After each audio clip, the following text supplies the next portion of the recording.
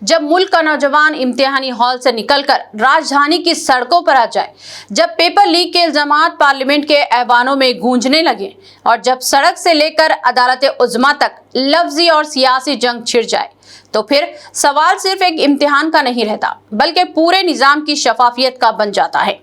अस्सलाम वालेकुम नाज़रीन, मैं हूं आपकी मेज़बान आफरीन शमीम और आप देख रहे हैं हमारा खुसूसी सिलसिला जांच पड़ताल। आइए आगाज करते हैं आज की इस खास रिपोर्ट का। सीजेपी के एहतजाज और पुलिस कार्रवाई को लेकर सियासी और कानूनी सतह पर बहस जारी है। याद रहे कि 15 मई को एक मुकदमे की समाअत के दौरान चीफ जस्टिस सूर्यकांत ने एक तबसरा करते हुए कहा था कि कुछ बेरोजगार नौजवान कॉकरोच की तरह होते हैं। इस तबसरे के बाद अभिजीत दीपके ने इंस्टाग्राम पर कॉकरोच जनता पार्टी के नाम से अकाउंट बनाया, जिसके बाद ये मुहिम तेजी से मकबूल हुई। नीट और दीगर तालीमी बेज़ाब्तियों के खिलाफ एहतजाज करने वाले हजारों तलबा और नौजवान जब संसद चलो मार्च के लिए आगे बढ़े तो राजधानी दिल्ली में सिक्योरिटी हाई अलर्ट कर दी गई। पार्लियामेंट के इर्द गिर्द रुकावटें खड़ी की गई और कई मेट्रो स्टेशन आर्जी तौर पर बंद किए गए। मुजाहिरीन और तलबा तंजीमों का बुनियादी मुतालबा है कि तालीमी निज़ाम में शफाफियत लाई जाए, पेपर लीक मामले की आज़ादाना तहकीकात कराई जाए और मरकजी वजीर तालीम धर्मेंद्र प्रधान को मुस्तफी होना चाहिए। मुजाहिरीन, तलबा और अपोजिशन रहनुमाओं का इल्जाम है कि पुलिस ने मुजाहिरीन पर वाटर कैनन, आंसू गैस और लाठी चार्ज का बिला जरूरत इस्तेमाल किया।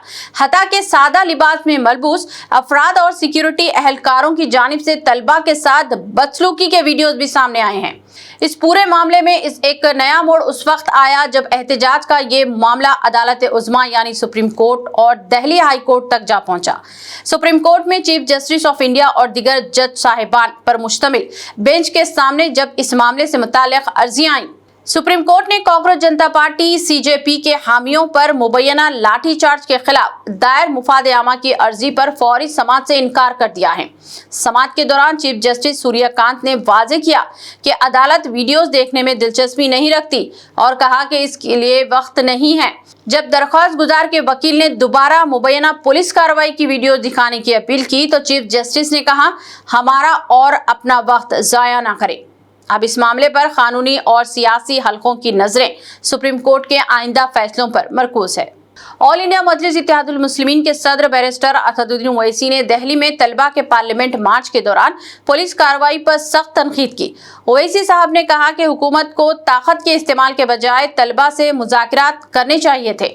उन्होंने एहतजाज के दौरान पेश आने वाले मनाजिर को बदइंतजामी की इंतहा करार देते हुए मुजाहिरीन के साथ मुबैना मारपीट और बदसलूकी पर तशवीश का इजहार किया।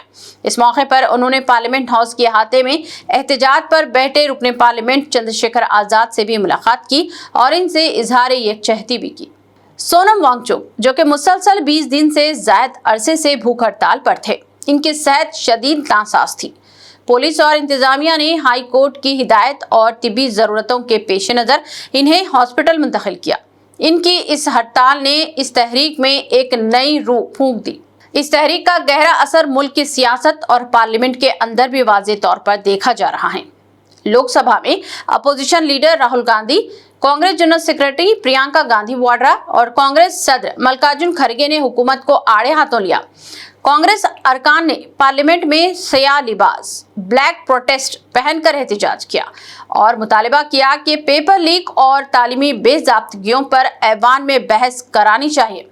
राहुल गांधी ने दावा किया कि मुजाहिरों के दौरान इनके साथ तलबा के साथ जो रवैया अपनाया गया वो जमहूरी इक़्तिदार के खिलाफ है। कांग्रेस ने तमाम गिरफ्तार तलबा पर से मुकदमात वापस लेने और तहकीकात का मुतालबा किया है। पार्लियामेंट के मानसून इजलास के तीसरे रोज राज्यसभा में नीट यूजी इम्तिहान के मामले पर एक बार फिर हंगामा देखने में आया। कांग्रेस सदर और कायदे हिज़्ब इख्तिलाफ मल्लिकार्जुन खड़गे ने अपोजिशन की जानिब से मरकजी वजीर तालीम धर्मेंद्र प्रधान के फौरी इस्तीफे का मुतालबा किया। इनका कहना था कि नीट यूजी इम्तिहान में मुबैना बेज़ाब्तियों और एहतजाज करने वाले तलबा के खिलाफ पुलिस कार्रवाई जैसे संगीन मामलात पर जवाबदेही जरूरी है। अपोजिशन ने वाज़ेह किया कि वजीर तालीम के इस्तीफे तक ऐवान में किसी भी मौजू पर बहस नहीं होने दी जाएगी। अब ये सवाल है कि क्या हुकूमत इस मुतालबे को मानेगी या फिर पार्लियामेंट का तातुल मजीद बढ़ता जाएगा। यूजी इम्तिहान के मामले पर जारी हंगामे के दौरान हुकूमत ने अपोजिशन के तमाम الزامات کو مسترد کر دیا۔ ایوان کے قائد جے پی نڈا نے کہا کہ حکومت کسی بھی موضوع پر بحث سے نہیں بھاگ رہی ہے اور نیٹ امتحان میں مبینہ بے ضابطگیوں سمیت تمام خدشات پر کھلی بحث کے لیے تیار ہے۔